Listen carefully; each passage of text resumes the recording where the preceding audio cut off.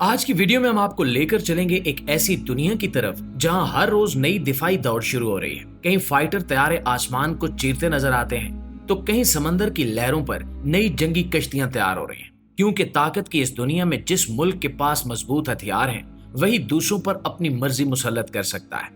اور یہی وجہ ہے کہ دنیا کی بڑی بڑی طاقتیں ہر وقت نئی ٹیکنالوجی کی تلاش میں رہتی ہیں، اور اسی وجہ سے پاکستان کے فتح 4 میزائل ٹیسٹ نے نہ صرف پورے خطے میں ہلچل مچا دی ہے بلکہ پاکستان کی دفاعی صلاحیت کو ایک نئی سطح پر پہنچا دیا ہے۔ تو دوستو، یہ کامیاب تجربہ چند روز پہلے پاکستان آرمی کی راکٹ فورس کی جانب سے کیا گیا۔ یہ ایک ٹریننگ لانچ تھا جس میں فتح 4 نے 750 کلومیٹر دور موجود اپنے ہدف کو انتہائی درستگی کے ساتھ نشانہ بنایا۔ یہ کوئی عام بات نہیں تھی، کیونکہ میزائل صرف نشانے پر نہیں لگا بلکہ اس نے پن پوائنٹ ایکوریسی یعنی بالکل عین ہدف کو جا کر تباہ کیا۔ یہی وہ چیز ہے جو دنیا کی بڑی افواج کو حیران کر دیتی ہے کہ پاکستان جیسا ملک اتنے کم وسائل کے باوجود کیسے اتنے جدید ہتھیار تیار کر رہا ہے۔ اس تجربے نے یہ بھی ثابت کر دیا کہ فتح 4 اب صرف منصوبہ یا ماڈل نہیں رہا بلکہ عملی طور پر پاکستان کی فوج میں شامل ہو چکا ہے۔ آپ کو بتاتے چلیں کہ فتح 4 دراصل ایک surface to surface cruise missile ہے۔ اس کا مطلب یہ ہے کہ یہ زمین سے زمین پر مار کرتا ہے، لیکن اس کی خاص بات یہ ہے کہ یہ پرواز کے دوران بہت نیچے رہتا ہے، زمین کے ساتھ ساتھ چلتا ہے۔ اس کی وجہ سے دشمن کے ریڈار سسٹم اسے آسانی سے پکڑ نہیں سکتے۔ یہ ایسے ہی ہے جیسے کوئی شکاری اندھیرے میں چھپ کر آہستہ آہستہ اپنے شکار کے قریب پہنچے اور پھر اچانک وار کر دے۔ یہی اس میزائل کی سب سے بڑی طاقت ہے۔ اب ذرا اس کی ٹیکنالوجی پر بات کرتے ہیں۔ تو دوستو، فتح 4 کو جدید ایویونکس اور نیویگیشن سسٹم سے لیس کیا گیا ہے۔ اس کا مطلب یہ ہے کہ یہ نہ صرف تیز رفتاری سے چلتا ہے بلکہ ہر موڑ اور ہر رکاوٹ کو بھی بڑی مہارت سے عبور کرتا ہے۔ اگر درمیان میں پہاڑ آ جائے یا کوئی اور قدرتی رکاوٹ ہو تو یہ میزائل اپنی سمت خود بخود ایڈجسٹ کرتا ہے اور ہدف کی طرف بڑھتا رہتا ہے۔ یہی وجہ ہے کہ یہ میزائل دشمن کے ایئر ڈیفنس سسٹم سے بچنے کی بھرپور صلاحیت رکھتا ہے۔ اس کے علاوہ اس کا سب سے بڑا فائدہ یہ ہے کہ پاکستان کے پاس اب ایک ایسا ہتھیار موجود ہے جو دشمن کے دل میں خوف پیدا کر دیتا ہے۔ آپ سوچئے کہ ایک ایسا میزائل جو 750 کلومیٹر دور سے نشانہ لگا سکے، جسے ریڈار پکڑ نہ سکے اور جو بالکل درستگی کے ساتھ ہدف کو تباہ کر دے، وہ دشمن کے لیے کتنی بڑی مشکل کھڑی کرتا ہے۔ اس کا مطلب یہ ہے کہ اگر کبھی کوئی ملک پاکستان کے خلاف جارحیت کرے تو پاک فوج کے پاس جواب دینے کے لیے نہایت خطرناک اور جدید ہتھیار موجود ہے۔ ناظرین گرامی، فتح 4 صرف ایک میزائل نہیں ہے بلکہ ایک مکمل سسٹم ہے۔ اس کا لانچر ایک وقت میں 3 میزائل فائر کرنے کی صلاحیت رکھتا ہے، یعنی اگر دشمن نے ایک طرف سے حملہ کیا تو پاکستان بیک وقت 3 مختلف ہدفوں کو نشانہ بنا سکتا ہے۔ یہ بات دشمن کے لیے کسی ڈراؤنے خواب سے کم نہیں ہے۔ مزید یہ کہ اس کی رینج 750 کلومیٹر ہے، جس کا مطلب ہے کہ یہ میزائل سرحد پار دشمن کے حساس مقامات تک بآسانی پہنچ سکتا ہے۔ معزز دوستو، پاکستان نے اس سے پہلے فتح 1 اور فتح 2 جیسے میزائل تیار کیے تھے۔ فتح 1 ایک guided multiple launch rocket system تھا، جبکہ فتح 2 کی رینج 450 کلومیٹر تھی۔ ان دونوں نے پاکستان کی دفاعی صلاحیت کو مضبوط کیا، مگر اب فتح 4 نے اس سفر کو ایک نئی بلندی پر پہنچا دیا ہے۔ اس کی زیادہ رینج، جدید ٹیکنالوجی اور بہتر درستگی نے اسے نہ صرف ایک میزائل بلکہ پاکستان کے دفاع کا ستون بنا دیا ہے۔ ایک اور اہم پہلو یہ ہے کہ فتح 4 صرف جنگی مقاصد کے لیے نہیں بلکہ دفاعی توازن قائم رکھنے کے لیے بھی ضروری ہے۔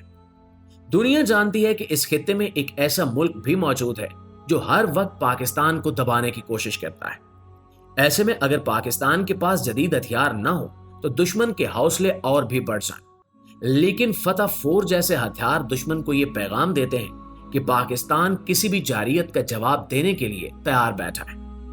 اس میزائل کی سب سے خاص بات یہ ہے کہ یہ روایتی ہتھیاروں کے ساتھ ساتھ مختلف قسم کے وار ہیڈز لے جا سکتا ہے۔ اس کا مطلب یہ ہے کہ یہ میزائل صرف ایک محدود قسم کے ہدف تک محدود نہیں ہے، بلکہ اسے مختلف فوجی مقاصد کے لیے استعمال کیا جا سکتا ہے۔ اگر دشمن کے فوجی کیمپ کو نشانہ بنانا ہو، یا اس کے حساس انفراسٹرکچر کو، یا پھر اس کے کمانڈ اینڈ کنٹرول سینٹرز کو، تو فتح 4 ہر جگہ اپنے ہدف کو تباہ کر سکتا ہے۔ اس کے علاوہ ایک اور فائدہ یہ ہے کہ یہ میزائل پاکستان کو خود مختاری دیتا ہے۔ یعنی پاکستان کو اپنی حفاظت کے لیے کسی دوسرے ملک کے ہتھیاروں پر مکمل انحصار نہیں کرنا پڑتا۔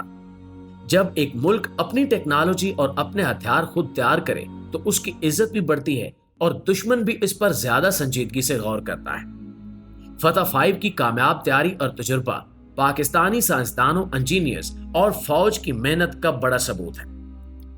ناظرین گرامی، اس کے علاوہ اب پاکستان ترکی کے ساتھ مل کر جدید ڈرونز پر بھی کام کر رہا ہے، اور یہ بھی کوئی معمولی منصوبہ نہیں ہے۔ دونوں ملکوں کی انجینئرنگ، سینسر ٹیکنالوجی اور فوجی تجربے کو جوڑ کر ایک ایسا پلیٹ فارم تیار کرنے کی کوشش کی جا رہی ہے جو عملی میدان میں حقیقتاً فرق ڈال سکے۔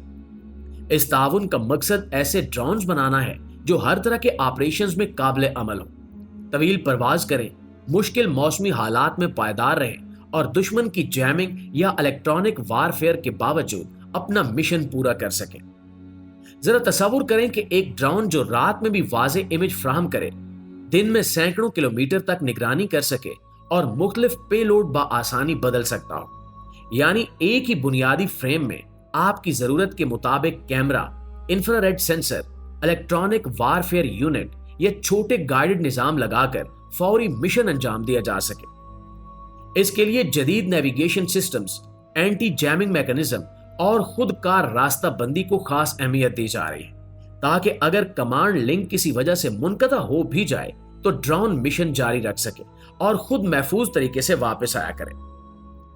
مزید یہ کہ سوارمنگ فنکشنز پر بھی کام ہو رہا ہے، مطلب چھوٹے ڈرونز کی ایک جماعت مل کر ایک بڑا آپریشن انجام دے سکے گی، جس سے دشمن کے دفاعی دائرے کو بھرا جا سکے گا یا تیز رد عمل کے ذریعے خطرے کو کم کیا جا سکے گا۔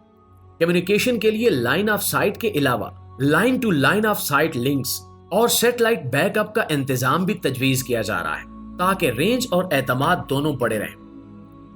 دوستی اور فوائد کی بات کریں تو دوستو، سب سے بڑا فائدہ دفاعی خود مختاری ہے۔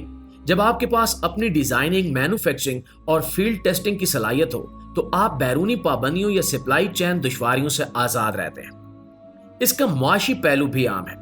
فیکٹریاں، سپلائی چین، یونیورسٹی ریسرچ اور نوجوان انجینئرز کی تربیت سے مقامی معیشت کو طاقت ملے گی، روزگار بڑھے گا اور ٹیکنالوجی کا ایک نیا شعبہ عروج پکڑے گا۔